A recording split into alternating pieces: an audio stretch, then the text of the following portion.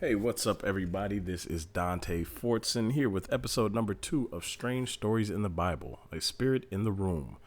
So today's study is not going to be super long. We're just going to touch on a very short story from the book of Job, and we're going to touch on a few interesting points about spirits, but it's not going to be a super long study. But before we get into that, let's touch on the prayer request. Yoruba said his prayer was answered for finances. Shout out to Michael for following up with Yoruba on that. Tanya Gets Real wants prayer for her family's health issues. Yashika Black wants prayer for her husband's salvation and restored marriage. Delois is asking for prayer because her family feels like it's being torn apart. Nicole wants prayer for her anger problems. Tracy is requesting prayer for her children's salvation. Courtney, Braden, and Bryce. Destin has skin inflammation and hyperpigmentation and wants prayer for that. And again, shout outs to Michael and Adrian for being in the forum and active and following up with people and praying for people. Topics in the forum right now. For those of you who are interested in what was posted in the Bible study section as a study has turned into a debate on whether or not wisdom is the Holy Spirit. So if you want to jump in on that, you can do so at BHITBforums.com. And there is another conversation going on about sacrifice that is probably going to turn into a full-on debate as well. And once again, BHITBforums.com. You can join the forum. Make sure you click your confirmation link in your email, and you can jump right into those conversations. If you want prayer requests, make sure you check out the forums as well and post your prayer requests, and I will mention them when I do studies. For those of you who want to support, you can go to patreon.com/Dante Fortson. If you want to support via Cash App, you can use hashtag BHITB. The PayPal links are in the description. For those of you who catch the live premieres, you can support via Super Chat by clicking the $ in the chat. And for those of you who have been asking me, do I accept cryptocurrency for support? I do. So I'm going to add my cryptocurrency information to the description from now on. So for those who want to send cryptocurrency, you are more than welcome to do that. And for those that don't have it to support, a share and a prayer are definitely appreciated. Specifically, prayer more so than a share, but both are definitely welcome and appreciated. So today's study is brought to you by As the Days of Noah Were, The Sons of God, and the Coming Apocalypse.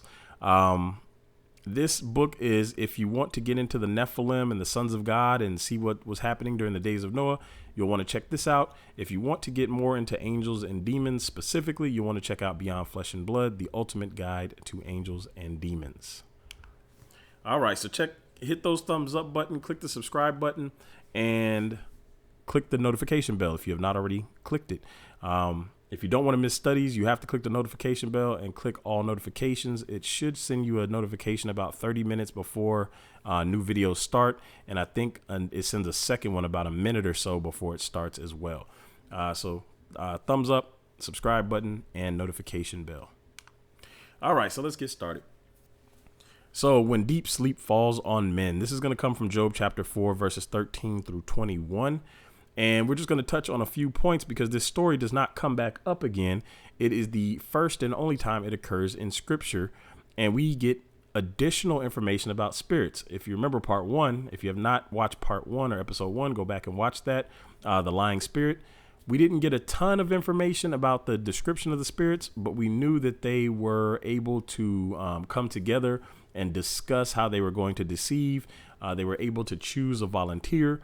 So it does mean that they are sentient beings. And again, if you want to see that study, go check that out. So chapter 4, verse 13 through 21. We're going to read that first, and then we'll come back and touch on everything. In the thoughts from the visions of the night, when deep sleep falleth on men, fear came upon me and trembling, which made all my bones to shake. Then a spirit passed before my face, and the hair of my flesh stood up. It stood still, but I could not discern the form thereof. An image was before mine eyes. There was silence, and I heard a voice saying, Shall mortal man be more just than God? Shall a man be more pure than his maker? Behold, he put no trust in his servants, and his angels he charged with folly. How much less in them that dwell in houses of clay, whose foundation is in the dust, which are crushed before the moth. They are destroyed from the morning to evening. They perish forever without any regarding it. Doth not their excellency which is in them go away? They die even without wisdom. All right, so that actually ends the chapter of Job. Now, a lot of this is very, very straightforward. as far as the Strong's Concordance goes. There are a couple of observations that I made, but most of this stuff is very, very straightforward because the story is strange enough by itself. So Job's friend Eliphaz says he's in a deep sleep in visions of the night.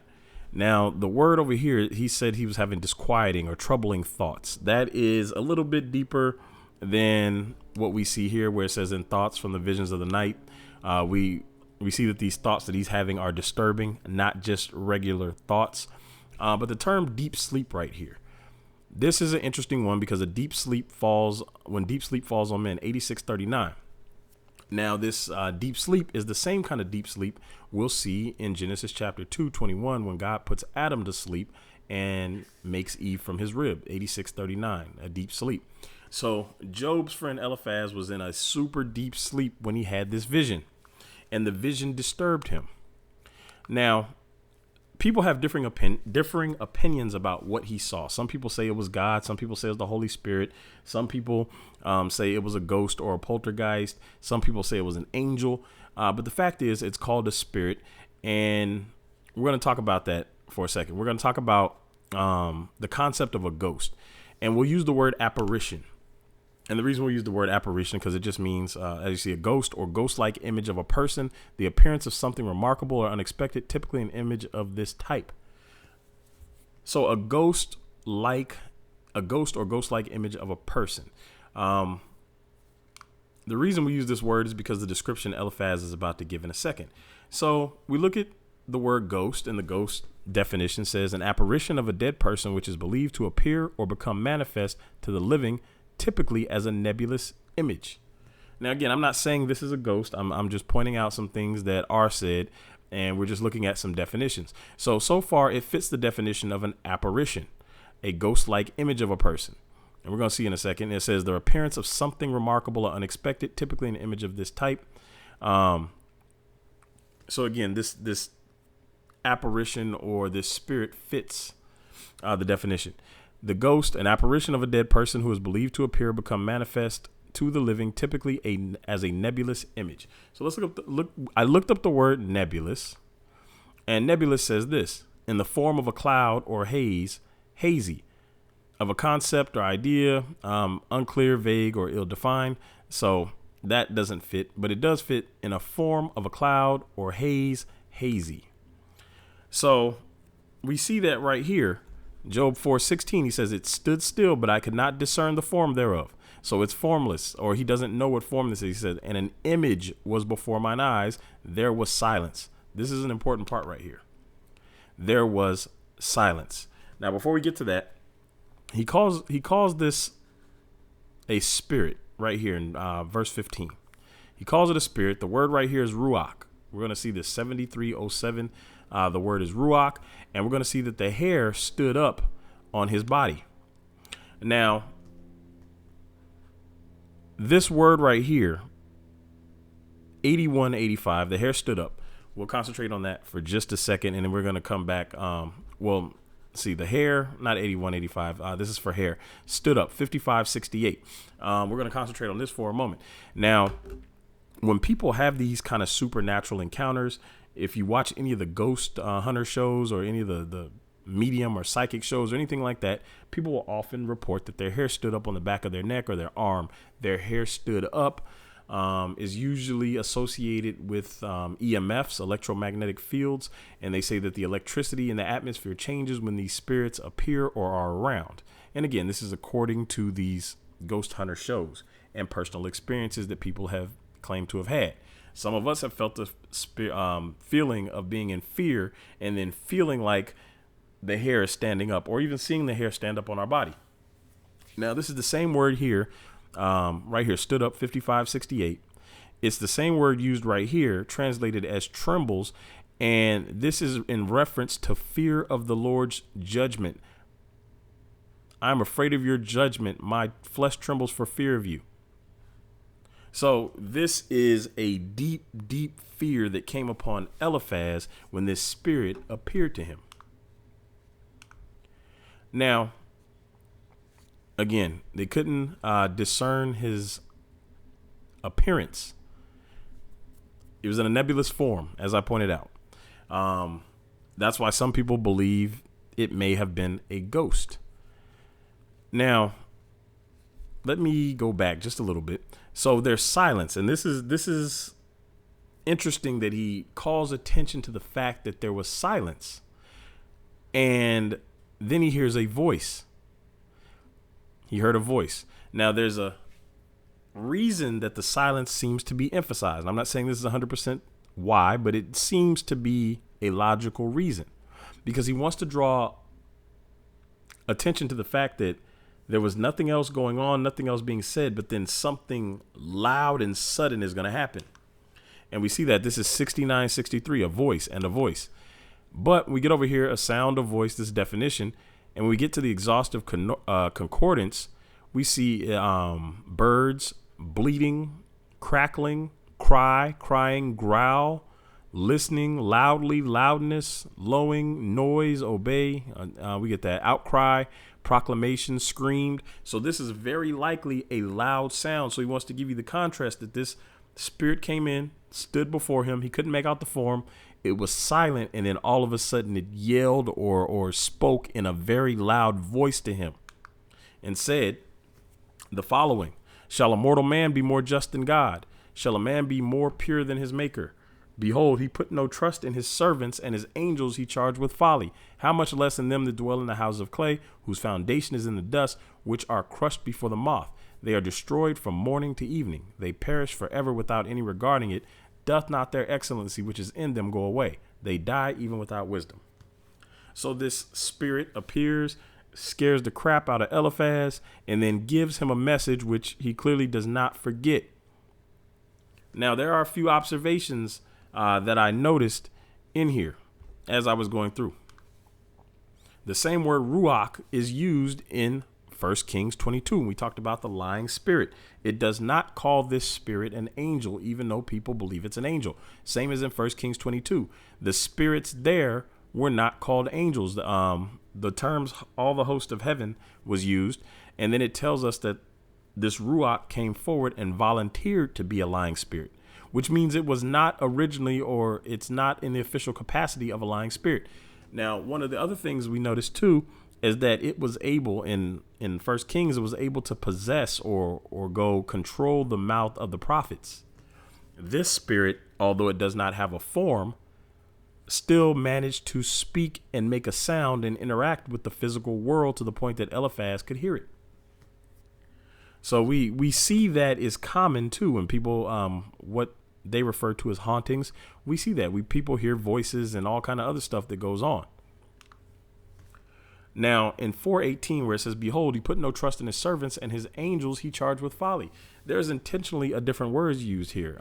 Strong's 4397. You can go to BibleHub.com, type in Job chapter 4 verse 18, click interlinear, and you can see for yourself that the word used is malach versus the word ruach, which is used above in verse 15. So there's clearly a differentiation between angels and this being. And also notice that this being, how he speaks about God.